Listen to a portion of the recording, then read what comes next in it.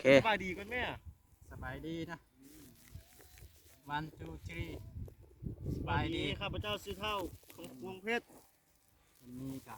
เป็น ที่มาบอกเกี่ยวกับการเรื่องอิสราเอลมันยังมาเฮ็ดเวียกสบายว่าไปหรือว่า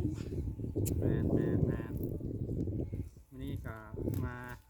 พาน้องๆนักศึกษาเขาเจ้ามาฝึกงานนะด้านการเกษตรวิธีการปลูกหอมวิธีการให้ปุ๋ยวิธีการลดหญ้านะจะเฮ็ดเมื่อใดให้ต้นหอมเขามันใหญ่ได้เต็มที่เต็มโตก็ให้มีอย่างวะบ่ให้มีหญ้าเนาะมาแย่งอาหารการกินนะ นี่มันงานหอมเนาะ หญ้าก็ ว่าเพื่ออย่างลงYouTube กับบริยินเสียงเขาคือเก่าอันนี้เป็นนักศึกษาเราว เข้ากล้องวันดีก่อนแม่ยังไม่ได้เข้ากล้องวันดีเชื่อเลย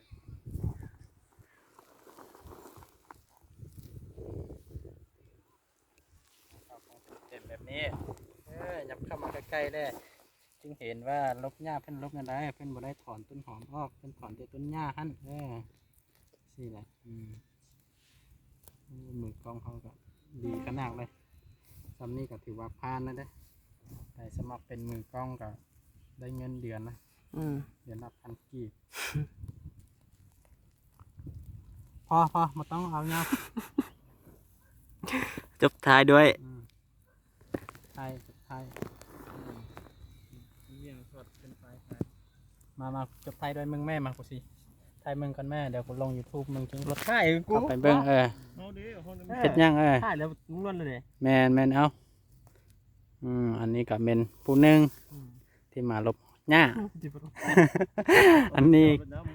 ก็เป็นผู้ที่สองที่มาลบหญ้าเบิ่งกล้องแน่นอนอย่าว่าได้ว่าบ่นี่นะจบเท่านี้นะ